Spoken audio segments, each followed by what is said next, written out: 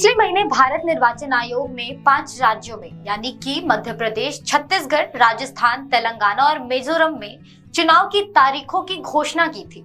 घोषणा के दौरान मुख्य चुनाव आयोग का फोकस ज्यादा से ज्यादा मतदान पर था। उन्होंने लोगों से बढ़ चढ़कर चुनाव में भाग लेने की अपील की थी।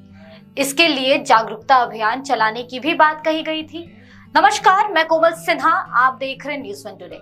यही नहीं, लोकतंत्र के इस पर्व में ज्यादा से ज्यादा लोगों की भागीदारी सुनिश्चित हो सके, इसके लिए चुनाव आयोग ने सचिन तेंदुलकर के अलावा अभिनेता राजकुमार यादव को अपना आइकन भी बनाया। अब कल यानी 7 नवंबर से ये मिजोरम और छत्तीसगढ़ में ये पर्व शुरू होने वाला है। ऐसे में देखना होगा कि इनमें वोटर्स कितना बढ़ चढ़कर शामिल होते हैं। पर एक वोटर होने के नाते आपको कई अधिकार भी मिलते हैं। आज हम आपको उसके बारे में बताएंगे। सबसे पहले ये जान ले कि कौन डाल सकता है वोट। वोट डालने के लिए 18 साल का होना अनिवार्य है। भारत का निवासी कोई भी व्यक्ति जो 18 साल या उससे ऊपर का हो, वोट डाल सकता है। उसे सबसे पहले अपना नाम मतदाता सूची में दर्ज कराना होगा।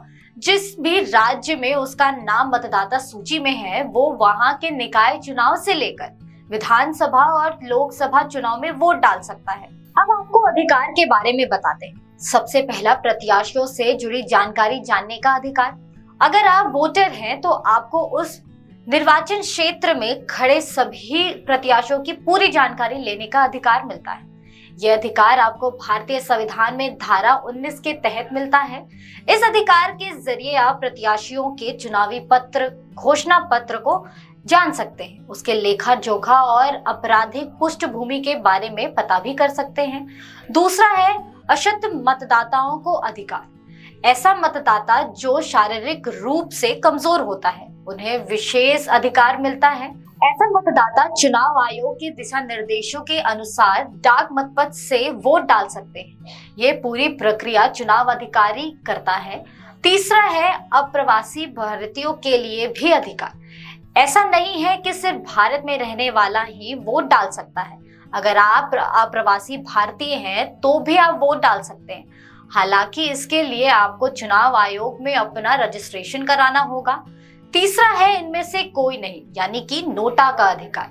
वोटिंग में मतदाताओं को किसी भी मतदाता को ना चुनने का भी अधिकार मिलता है। अगर उसे कोई प्रत्याशी पसंद नहीं हो तो वो नोटा का इस्तेमाल कर सकता है। चुनाव आयोग इसका डेटा रखता है कि कितने लोगों ने नोटा का इस्तेमाल किया है। कौन नहीं डाल सकते हैं वोट, आपको ये भी बताते हैं।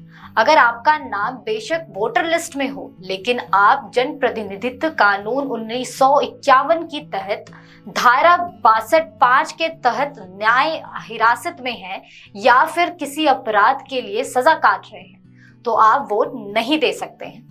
भारतीय संविधान में बताया गया है कि यदि कोई व्यक्ति आईपीसी की धारा 17(1)(e) के अंतर्गत या 17(1)(f) का दोषी करार किया जाता है तो वो वोट नहीं डाल सकता है।